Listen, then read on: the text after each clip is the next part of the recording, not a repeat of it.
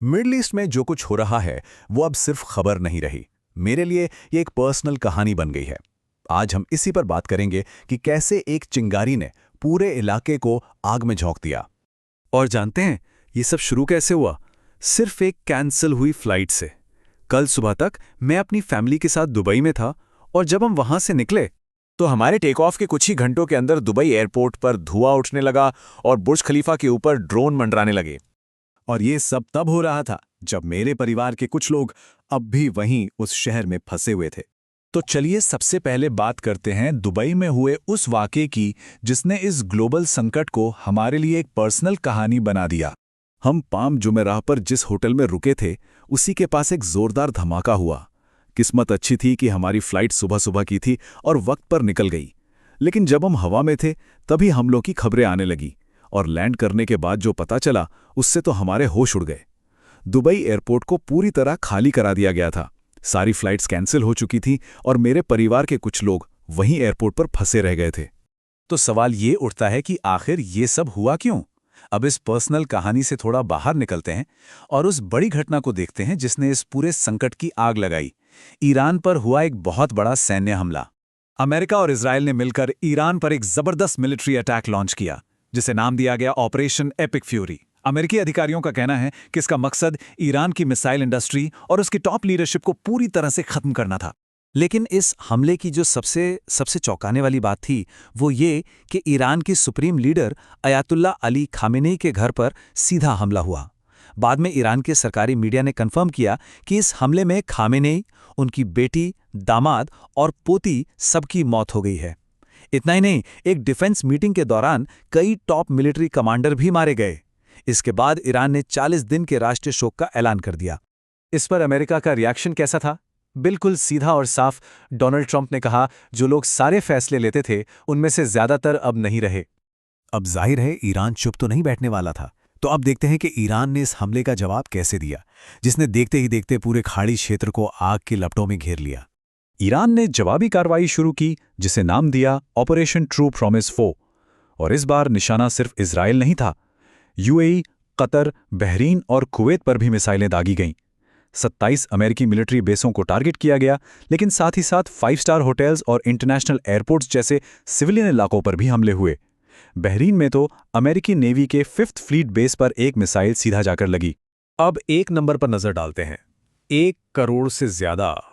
ये वो संख्या है हमारे अपने लोगों की, उन भारतीयों की जो इन खाड़ी देशों में रहते हैं, काम करते हैं और अब इस जंग के बीचों बीच फंस गए हैं।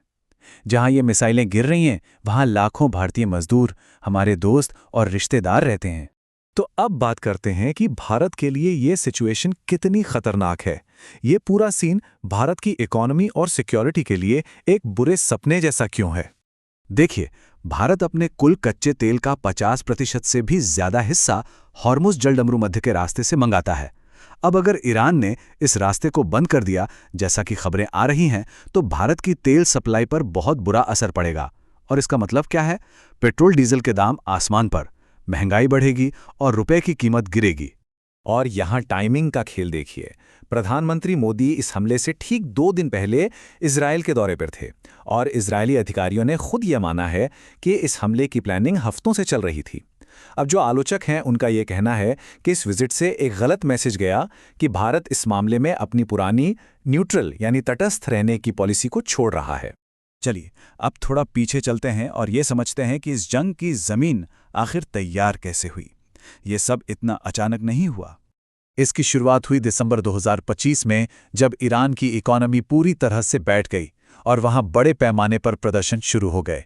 ईरानी सरकार ने इन प्रदर्शनों को ताकत से कुचलने की कोशिश की तो ट्रंप ने ट्वीट किया, मदद रास्ते में है। फरवरी की शुरुआत तक तो लग रहा था कि मामला शांत हो जाएगा। यहां तक कि ओमान के मंत्री ने कहा कि शांति समझौता बस होने ही वाला है। लेकिन उसके अगले ही दिन बमबारी शुरू हो गई। इस पूरे घटनाक्रम की जो सबसे दिल दहला देने वाली बात है वो ये है कि ईरान के मिनाब शहर में दिन दहाड़े एक लड़कियों के प्राइमरी स्कूल पर बम गिराया गया।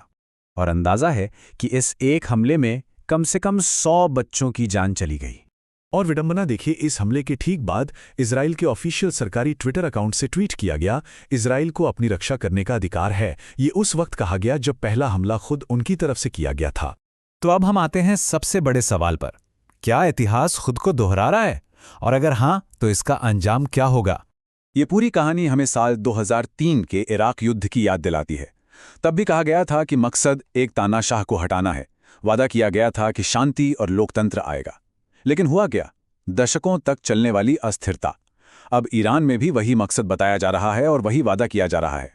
तो आखिरी और सबसे बड़ा सवाल यही है, क्या एक तानाशाह को हटाकर दुनिया की बड़ी ताकतों ने ईरान के लोगों को बचाया है, या फिर उन्होंने एक और फेल्ड स्टेट यानी एक नाकाम देश बना दिया है, ठीक वैसे ही जैसे सद्दाम हुसैन और गद्दाफी को हटाने के बाद हुआ था? इसका जवाब तो शायद वक्त ही देगा।